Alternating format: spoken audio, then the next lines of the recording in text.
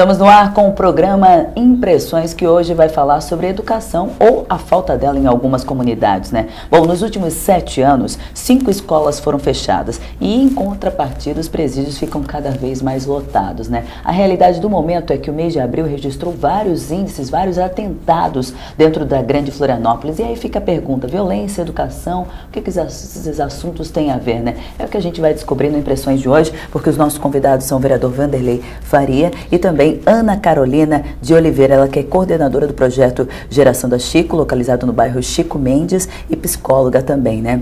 Eu queria começar, vereador, se o senhor me dá licença, agradecendo primeiro a presença de vocês, né? E falando sobre o projeto da Geração da Chico, né? Um projeto que já deu atendimento a inúmeras crianças, né? Mas que também toca exatamente nesse sentido, né? Tirar as crianças do ócio, né? E colocar elas para fazer alguma atividade, alguma oficina, enfim. Como é que funciona lá na Geração da Chico, para depois a gente entrar na atual realidade? Sim, a questão do projeto, né, é não só tirar esses meninos e essas meninas da rua, como também mostrar para eles as novas referências, novas possibilidades dentro da área da cultura, dentro da área do esporte, e com um atendimento psicológico que seria uma boa estrutura ali para eles, né, familiar também.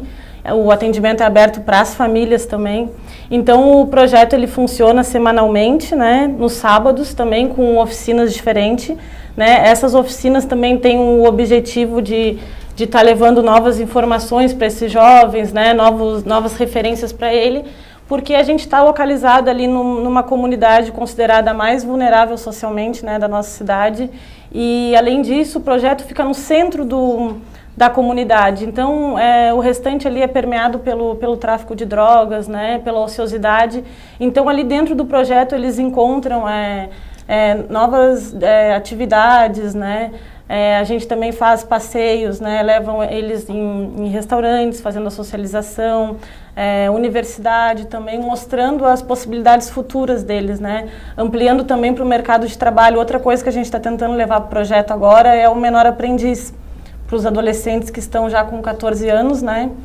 E que algumas atividades do projeto também são mais direcionadas para crianças, então a gente quer essa parceria com o Menor Aprendiz para estar encaminhando esses jovens para o mercado de trabalho, né? Os jovens que estão na escola e à tarde vão, né, fazer o trabalho deles Nesses 2 anos de funcionamento, antes de eu falar com o vereador, você teve resultados de sucesso? A gente sabe da dificuldade das mães em manter, em levar, né, as crianças até o projeto e tal, mas eu queria que você citasse até para a gente mostrar a importância desses projetos dentro da comunidade. Sim, sim, teve bastante resultado, assim, né? A gente não pode transformar o mundo, mas a gente consegue fazer uma grande diferença, né? Como eu falei, ali no centro da comunidade eu consigo ter acesso às famílias, né? Consigo conversar com algumas famílias. Então, a gente vê muita mudança na própria fala das crianças mesmo, né? Porque não adianta, é como se eles estivessem contaminados ali pelo meio, então eles chegam já falando, né? De tiroteio, de assalto, de bala perdida, tá na vivência deles, né? É uma coisa difícil. Então, sim, que a gente tem essa importância do trabalho psicológico para a gente estar trabalhando isso, não abafar, dizer que não, ali é um espaço para eles poderem falar essa angústia que eles têm, né, dentro deles. Ali é um espaço para eles colocarem isso para fora, para a gente poder trabalhar e sublimar isso, direcionar essa energia agressiva que eles têm, né, para o esporte, para a cultura. A gente tem várias atividades na parte da cultura também, sabe, de pintura, né? E, enfim, então eu vejo o resultado nas próprias falas das crianças, né, em questão de futuro, né, que para eles, né, antes a grande referência, né, nada assim, né, querendo criticar, mas a grande referência era o traficante, né, que dentro da comunidade é quem tem o status, quem tem poder, né, quem tem a arma, quem tem o dinheiro. E aí eles, às vezes, dentro, uma aula de capoeira, na aula de dança, eu quero ser que nem o professor, eu quero dar aula de dança, eu quero ser que nem a professora, ser professora dentro da escola, sabe? Eu quero ser jornalista, a gente faz o teatro espontâneo, então dentro do teatro eles são jornalistas, eles são médicos, eles são advogados, e aí eles começam a entrar nesse universo das profissões e quererem saber mais sobre isso, por isso que eu digo a importância dos passeios, das visitas até, sabe, em postos médicos, sim, em hospitais, para eles ficarem mais... saberem mais sobre isso, né? Então eu vejo muito resultado assim a partir da fala das crianças mesmo, né? Vereador Leila, agora o senhor que sempre trabalhou na tecla, né, na bandeira da educação e também de políticas públicas voltadas para esse tema, como é que vê esses projetos sociais e por que eles ainda continuam tão adormecidos, né, não são tão latentes dentro das comunidades? Então, Amanda, costumo dizer que, parece até piegas ficar falando assim, mas ninguém nasce com ódio no coração, ninguém nasce com arma na mão. A criminalidade na nossa cidade não era assim há anos atrás. São vários fatores que acabaram desencadeando justamente todo esse debate, principalmente no ano, com mais de 70 assassinatos, crimes envolvendo homicídio na nossa cidade. Isso é assustador e acaba deixando nós, como parlamentares, responsáveis por um dos poderes da nossa capital, com uma responsabilidade imensa de tentar identificar o que está acontecendo e tentar neutralizar com as políticas públicas através do Executivo, cobrando, fiscalizando e empenhando ao máximo para que a gente possa viabilizar que essas políticas públicas realmente cheguem na sua eficiência na ponta, onde deve chegar. Nessas comunidades mais carentes, a gente tem identificado com números, infelizmente a gente tem que analisar sempre os números, eles não são números bons. Os últimos anos, em todo o nosso país não é diferente, a distância social ela aumentou muito. Embora a ascensão de classes aconteceu, mas ela se baseou apenas no consumo, ela não se baseou na educação, ela não se baseou numa educação de qualidade, ela não se baseou justamente em projetos e espaços sociais que apresentem oportunidades diferentes para essas comunidades, porque imaginar que essas crianças, desde pequenas, elas vivenciam, como a própria Carol tem esse exemplo lá dentro da comunidade, a gente está muito próximo lá do projeto, a gente já identificou e vê isso. São crianças num local completamente hostil, onde o saneamento é ineficaz, a energia elétrica deles é ruim, eles têm a televisão deles todo dia mostrando só as notícias ruins, o acesso a um bom livro, uma boa educação, um bom exemplo como é um professor de dança, um professor de capoeira, exemplos dentro daquela comunidade, eles se tornam para eles sempre de um lado negativo, quase sempre um lado negativo. As famílias têm uma dificuldade muito grande e nessas comunidades a gente identifica muito isso, que na sua grande maioria são as mulheres que acabam tomando conta de toda a família, porque o pai já morreu cedo envolvido na questão do tráfico, na guerra do tráfico, ou abandonou a família, é a mãe que cuida, é a avó que cuida, é muito matriarcal. E a responsabilidade de sozinho cuidar de uma família é imensa, às vezes nas condições mínimas de uma casa, um barraco, sem as mínimas condições, sem as mínimas oportunidades. E isso, obviamente, vai refletir na adolescência, no turbilhão de hormônios que vem naquela transformação, na passagem de transição de criança para adulto. E a gente está enfrentando o que a gente está enfrentando hoje, também pela falta de oportunidade. E a gente encontra isso ainda em pessoas, guerreiros, heróis, que em toda a cidade, através de projetos sociais, sem muita atenção do poder público, às vezes quase nenhuma atenção do poder público, eles fazem sozinhos, com a ajuda de parceiros, de amigos, de pessoas do bem. Eu costumo dizer que no mundo nós temos muito mais gente do bem do que do mal, pode ter certeza. E se cada um fizer um pouco, se cada um poder se mover, sair da sua zona de conforto e ajudar, procurar, pode ter certeza vai achar onde encontrar alguém que está lá naquela comunidade fazendo o seu papel de levar o que na verdade o Estado deixa de entregar naquela comunidade, se apresentando, se mostrando realmente como um grande exemplo para aquela futura geração. Porque obviamente a geração que está aí hoje, infelizmente já é comprovado que não está funcionando a repressão simplesmente por si só do Estado, através das forças de segurança, da polícia, correndo atrás de traficante, correndo atrás de bandido, de usuário, porque não funciona. Já está comprovado em qualquer lugar do mundo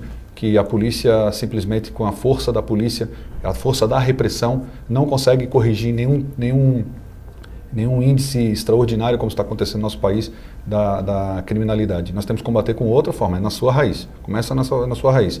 Uma boa educação, projetos bons, exemplos dentro das comunidades e principalmente nas comunidades menos favorecidas, como as comunidades de IDH muito baixo da nossa cidade, como a comunidade do Siri, Vila União, Chico Mendes, Monte Cristo, Areias do Campeche, Itapera, são comunidades que necessitam cada vez mais da atenção do poder público. Inclusive, isso é a fala da própria Polícia Militar, né, que sozinha elas não conseguem baixar os índices, né, e é uma realidade atual até, clamando aí pelos consegues, pela ajuda da comunidade, enfim. Doutora Ana Carolina, Falando agora, relacionado a isso, o seu projeto social já existe há 2 anos, está aí, tem as dificuldades, como o vereador Lila acabou de mencionar, né? Mas qual você acha que é a maior dificuldade de um projeto social dentro de uma comunidade para se manter? Existe algum tipo de resistência da própria comunidade, ou de questão financeira, ou para manter os profissionais? Qual é a maior dificuldade? Bom, a maior dificuldade realmente é a financeira, né, de recurso financeiro, porque felizmente eu fui muito bem recebida na comunidade Chico Mendes, eu já fazia um trabalho na Escola América Dutra, que é na região, então já conhecia bastante das crianças. Quando eu fui para receber o espaço e reformei, fui chegando devagarzinho também, fui reformando o espaço, e o pessoal foi muito bem aceita, apesar de ser uma comunidade fechada, foi muito bem aceita lá dentro, né. O trabalho flui, né, tá fluindo muito bem. A nossa dificuldade principal é a financeira, porque os oficineiros, que o projeto também tem as oficinas socioeducativas, né? Para os oficineiros irem até lá, eles precisam de transporte, né? De um auxílio combustível, e também eles precisam de um valor, né? Uma ajuda de custo. Então, para mim, manter essas oficinas sem recursos foi muito difícil, porque eu já tenho que me manter, né? Eu moro lá no norte da ilha, vou até a comunidade Chico Mendes, já tenho um gasto, né, de combustível, já tenho que conseguir alimentação para dentro do projeto. Isso é uma coisa que também, assim, eu consigo bastante, graças aos voluntários, né? Que o projeto, por enquanto, ele sobrevive só de ajuda voluntária. Então, com material pedagógico, com alimentação, sabe, a gente consegue bastante ajuda, sabe, mas o problema maior é o financeiro, porque sem esse pagamento, os oficineiros não conseguem manter essa estabilidade, né, esse compromisso. Sim. Eles vão em algumas semanas, na outra semana eles, vou trabalhar em algum lugar, ou Carol, essa semana vai ficar ruim de eu ir, né, receber, e aí acaba não mantendo, né, essa estabilidade, não dando continuidade. Né? Então, é mais uma frustração para as crianças. Chega, e cadê o professor de capoeira hoje? Ele não pôde vir. Então, um projeto sem recurso, ele é difícil, sabe? Tem que ter muita persistência para ele ir para frente. Porque acaba que muitas vezes eu fico lá com as crianças, né, sozinhas, tendo que elaborar atividades, e aí fica bem complicado, sabe? Então, as oficinas socioeducativas, elas são obrigadas a estarem lá, também para mim poder fazer o atendimento psicológico das crianças, que eu tiro elas das oficinas tendo, e para a moça, a professora que também trabalha lá, fazer o apoio pedagógico, entendeu? Eles acontecem paralelo às oficinas. Com certeza. Então, a dificuldade financeira ainda é a maior das dificuldades. É a maior. Bom, esperamos que a gente tente, né, dar um passo à frente com relação a esse projeto Geração da Chico, que é um exemplo de muitos que existem aí, que têm maior dificuldade para se manter e que fazem com que a comunidade, os jovens da comunidade, possam sair do ócio e trabalhar para dar continuidade aí ao seu futuro. A gente está falando sobre o projeto Geração da Chico como exemplo aí de inúmeros projetos que têm uma dificuldade para se manter na realidade atual, onde cada vez mais os presídios se encontram lotados e cada vez mais a violência vem aumentando na cidade, num cenário aí muito difícil no último mês de abril. A gente volta já.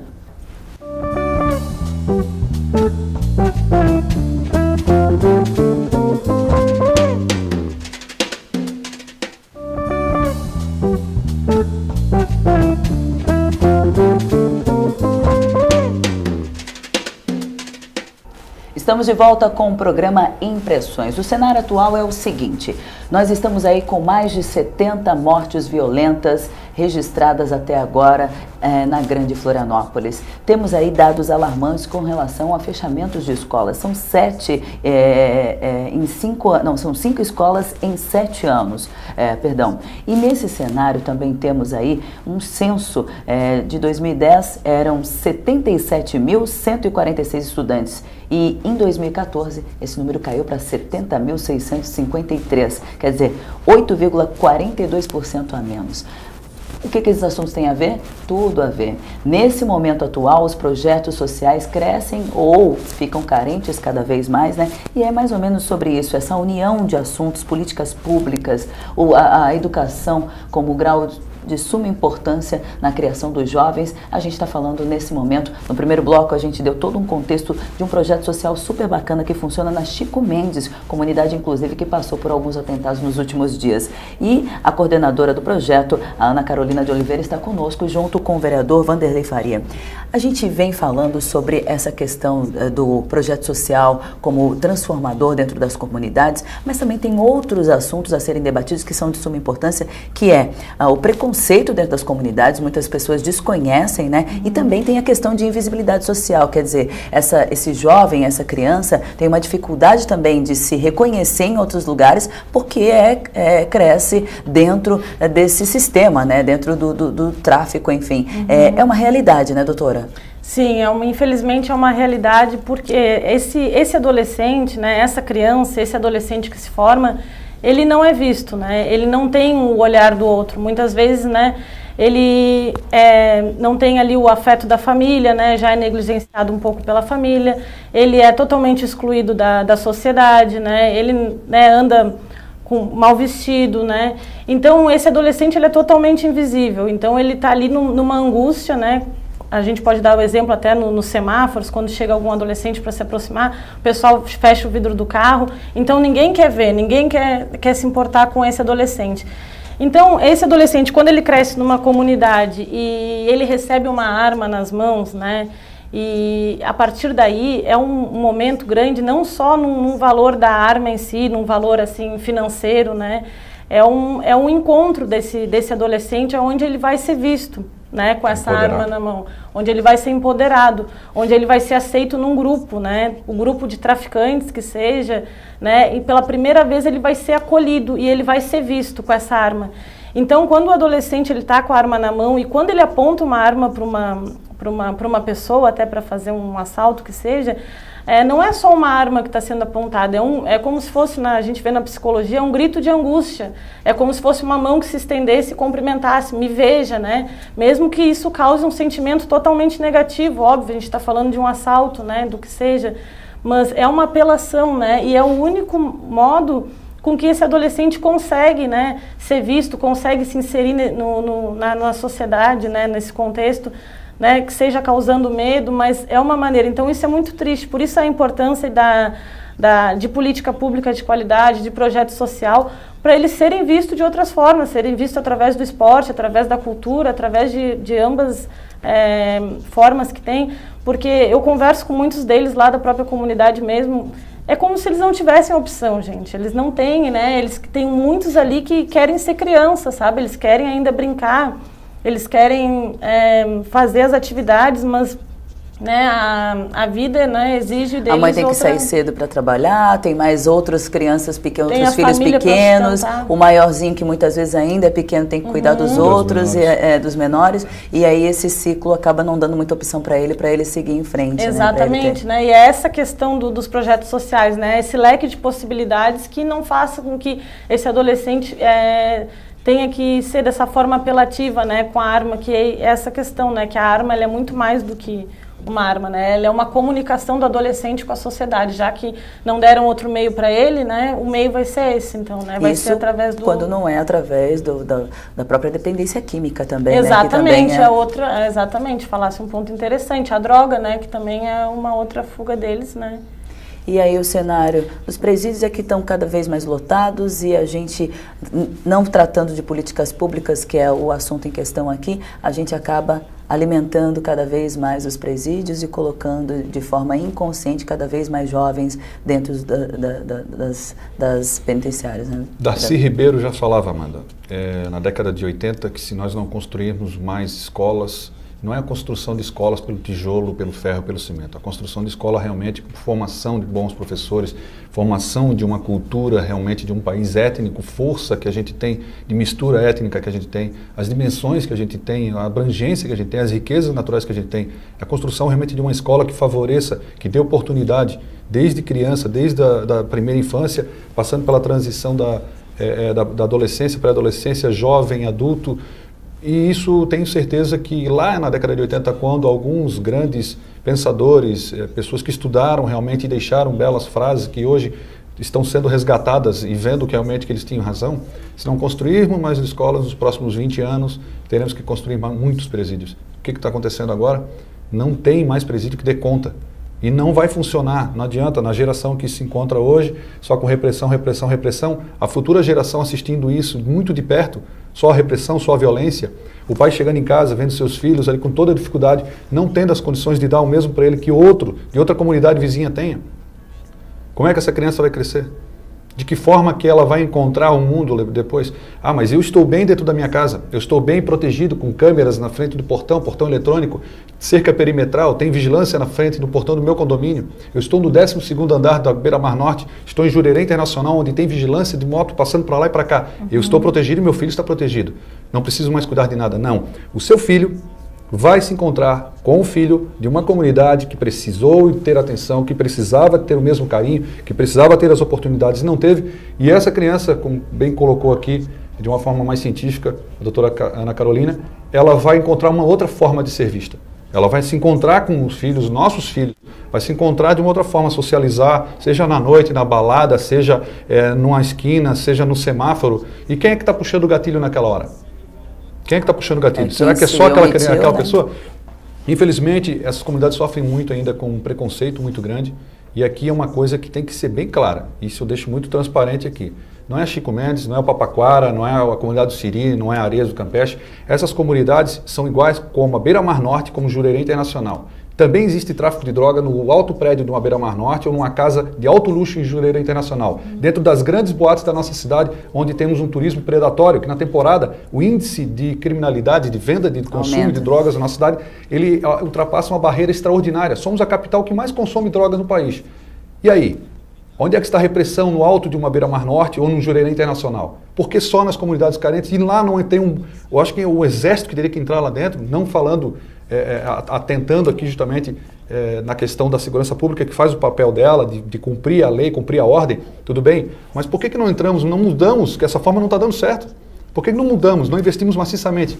Com muito mais recursos, faz uma aposta aqui, 5 anos investindo maciçamente dentro das comunidades carentes, dentro de projetos sérios, que realmente façam chegar na ponta a oportunidade, um mundo diferente, tirar um pouco aquelas crianças ali, aquelas sementes que estão lá numa terra muito pedregulho, muita pedra, está difícil, vamos adubar diferente essa terra. Vamos dar oportunidades de ele conhecer outras comunidades, ter outras comunicação com outras comunidades também, que outras gerações vão se encontrar depois e vão saber, pô, foram dada a oportunidade para mim, eu estou tendo encaminhamento. Não vamos aqui simplesmente só apontar o dedo e criticar, botar o dedo na ferida e dizer, tem que pegar, tem que matar bandido bom, bandido morto. Isso não funciona. Está mostrando que não funciona. Está acontecendo no Rio de Janeiro desde a década de 80. Nossa cidade não tinha. E funcionou no Rio de Janeiro? Não funcionou. Então a nossa cidade está começando a receber tudo isso que lá atrás já foi comprovado que não dá certo. Agora o que nós esperamos do poder público? Que tenha realmente uma atenção. Nós conseguimos desenvolver, Amanda, um grande projeto, foi o Bairro Educador, dentro do nosso gabinete. Levamos ao conhecimento do prefeito, que adotou esse projeto, pretende colocar em funcionamento, em execução em toda a cidade. A gente espera que isso ocorra mesmo, senhor prefeito. A gente espera que isso ocorra na essência da forma que a gente desenhou e escreveu esse projeto, que é um projeto realmente que procura identificar, junto com a comunidade escolar, quais as características culturais e esportivas daquela comunidade, empreendedorismo, futuro para empreendedorismo e traçar justamente uma meta estabelecida pela comunidade, escolhendo quais as atividades de contraturno para as escolas, atividades sociais, de implementar realmente o empoderamento daquela comunidade como forma de ela saber que sim, existe oportunidade para eles também, como existe em outras comunidades. Eu tenho certeza absoluta, se fizer isso nos próximos 5 anos, nós vamos ter os números reduzidos muito mais do que pela metade. E acima de tudo também, temos que aqui deixar bem claro que o governo do estado não tem demonstrado interesse também numa cidade como a nossa capital. Na Grande Florianópolis nós temos 7 escolas fechadas nos últimos 5 anos. Isso é assustador, fechar a escola. Volta a frase que eu tinha falado no início aqui, Darcy Ribeiro. Estamos fechando a escola ao invés de construir, fechando oportunidades que tem ali. Nós fomos lá na Chico Mendes, tivemos reunião com a Carol e com a comunidade. Ela identificou uma carência que tinha de jovens e adultos que precisavam voltar a estudar, queriam voltar a estudar, queriam o EJA. Fizemos o contato através da Secretaria de Educação, conseguimos levar lá, já estão estabelecendo um contato através do projeto de Geração da Chico para que isso ocorra na comunidade. Agora veja só, a comunidade quer melhorar, quer dar virada. A comunidade tem muita gente boa naquela comunidade, muito mais gente boa. Se você olhar o olho das crianças, o olho de vários adultos que têm a esperança ainda de ver aquela comunidade de pessoas guerreiras que trabalham, que dão um suor no dia a dia, muitas vezes trabalhando no centro da cidade ou no Beira-Mar Norte, em um outro bairro, gerando riquezas para outros bairros e eles não conseguem sair realmente daquela situação que já há anos foram colocados. Desculpa lhe interromper, mas só vendo pelos projetos sociais. Se tem um projeto social e ele está vingando, e ele já é um grito da sociedade dizendo que está querendo mudança, né? Então, não precisa de muitas pessoas envolvidas para tu ter um retorno. Se tem criança, se tem gente envolvida que está querendo, são eles que vão fazer a diferença num todo, né? Seja a realidade dos demais diferentes ou não. Então, só nesse ensino de jovens e adultos ali, quantas inscrições tiveram? Já tem 40 inscrições. Né? Olha, coisa de uma semana eles ficaram sabendo, isso não foi nem divulgado na comunidade, só do grupo ali que acabou, as pessoas acabaram sabendo isso. São 40 jovens e adultos querendo, tendo esperança naquela comunidade, querendo algo a mais, querendo ter um conhecimento, querendo ter a chance de ter um currículo melhor, de ter uma ascensão. Se colocar no mercado, se nós demos a oportunidade, vistos, né? Tem certeza que a comunidade faz a virada assim. O papel do parlamento é exatamente esse, políticas públicas, cobrar do executivo, mas além disso, o caminho seria o incentivo mesmo a novos projetos sociais? Com certeza, a gente tem feito o possível através de cobranças do executivo, que é o nosso papel aqui fundamental, através de ofícios no parlamento, que é o parlare, é falar, é justamente se expressar e representar quem mais precisa. Isso a gente tem feito constantemente e ao máximo que a gente, dentro das possibilidades, a gente tem alcançado eco, como essa questão do EJA, em outras situações e de outras comunidades que a gente tem conseguido conquistar.